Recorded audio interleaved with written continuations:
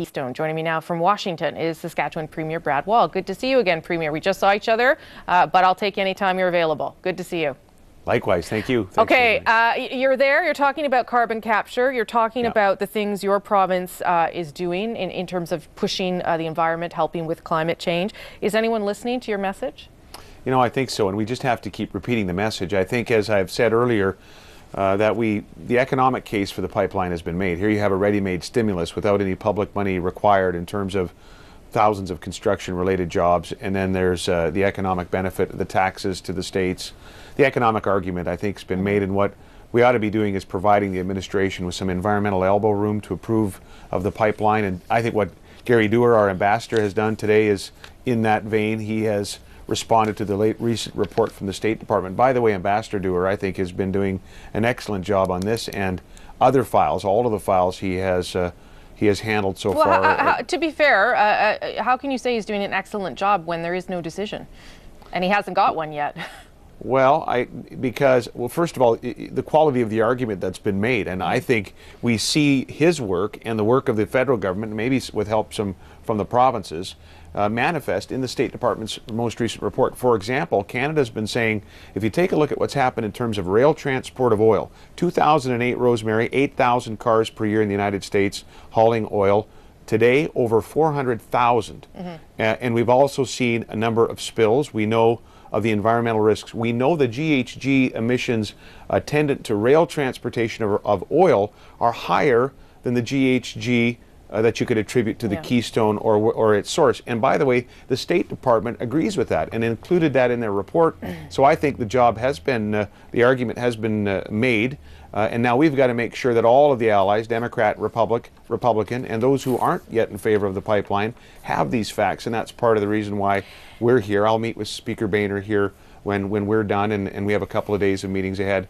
We also are talking about clean coal and country of origin labeling on agriculture, but Keystone will be a key issue. Well, and I'll let you get those in too, because I know you want to talk about them. But you have talked about the importance of showcasing Canada's environmental commitment and record, and some of those comments came up in question period today, and I'm sure you didn't have time to listen to it, so let me show you how they did. Take a listen.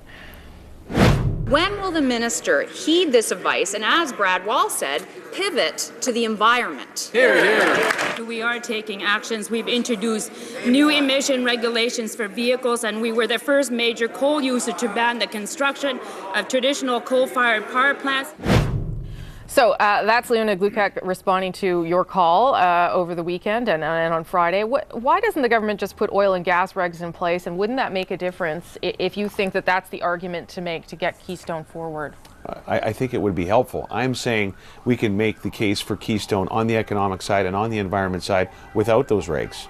We don't, for example, on the coal side, which arguably is a much bigger issue when it comes to greenhouse gases, Canada has more aggressive coal regulations. It's why we are developing sort of world-leading clean coal technology in Saskatchewan as a result of partnership with the federal government. And on the oil and gas side, it would be helpful. I think that certainly wouldn't hurt.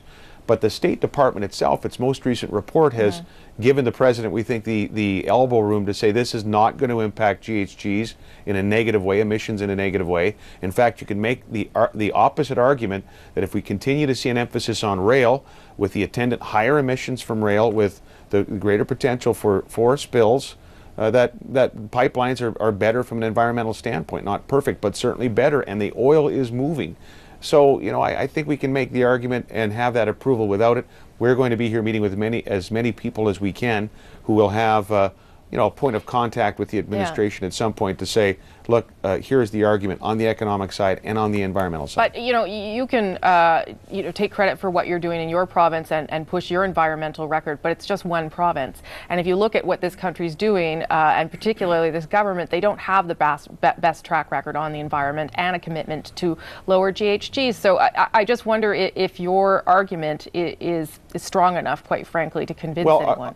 Our emissions are below 2005 levels, almost to an equal amount the United States are. And I'd make this other point. Oil and gas regs would help. I agree that certainly they might help make this case for Keystone. But the bigger issue is the overall emissions reductions that the country's committed to. And here we've harmonized with the United States. That's the argument we have down here. The overall emissions from Canada and the United States, when you consider all of the sectors, not just oil and gas, but manufacturing, the entire economy, are completely harmonized. We do have specific emissions targets in place. They're the same as the United States. That, to me, is in addition to the State Department report, the comparison between rail and pipeline helps make an environmental case. I want to switch topics if I can and talk a little bit about the story that we've been talking about, because it is such a big deal in your province as well, and that's the crisis in Ukraine. You have a very large Ukrainian-Canadian population. I think your government has said as many as 13% of people in your province have Ukrainian roots. What is your reaction to how the situation's unfolding there? What are some of your constituents saying in Saskatchewan about their concerns?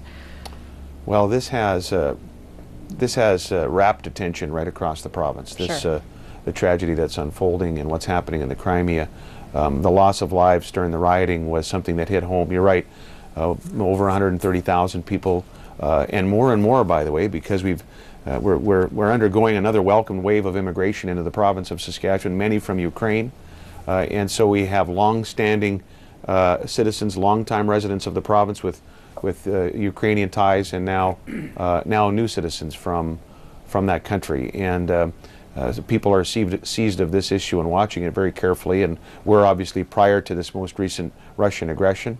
And we announced today we're going to work with the Ukrainian-Canadian Council and others, the federal government, and provide some humanitarian aid. I think we're joining Alberta and Manitoba and maybe some other provinces, and we'll look to help in other ways, possibly too, if asked, because this is for our province and for the whole country, obviously, a very tragic situation, and one that strikes very, very close to home.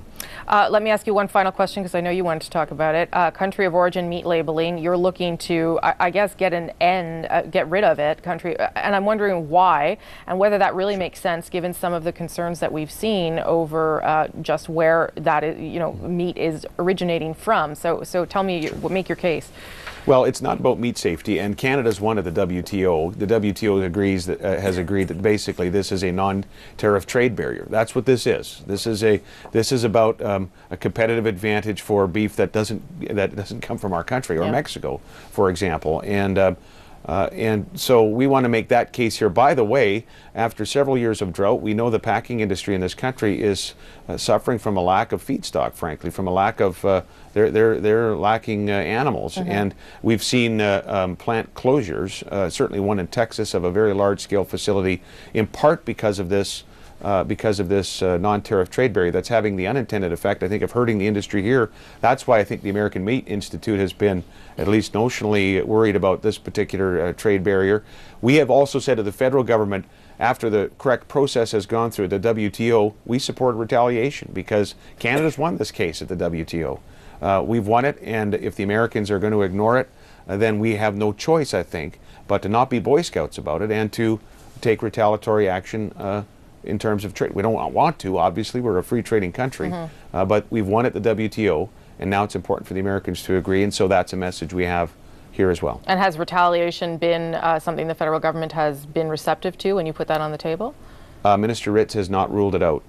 The federal government have said that there's a certain process you go through with the WTO before you can trigger that sort of action. I believe that process is underway. In the meantime, we should work to solve the problem. Maybe there would be a solution come if American legislators, decision makers knew that Canada was serious about this. If we had lost the WTO, that would be one thing, but they agree. This is not about labeling meat or meat safety or quality. This is about a trade barrier, and we've won that case, and so now, if need be, we should take counteraction. Okay, I noticed that you keep Minister Ritz awfully busy, so I'll try and get him on the show to tell me what he's up to on all those files. Thank you, Saskatchewan Premier Brad Wall. Always nice to speak with you. Good luck on your trip down there. Thanks, Rosemary. All the best.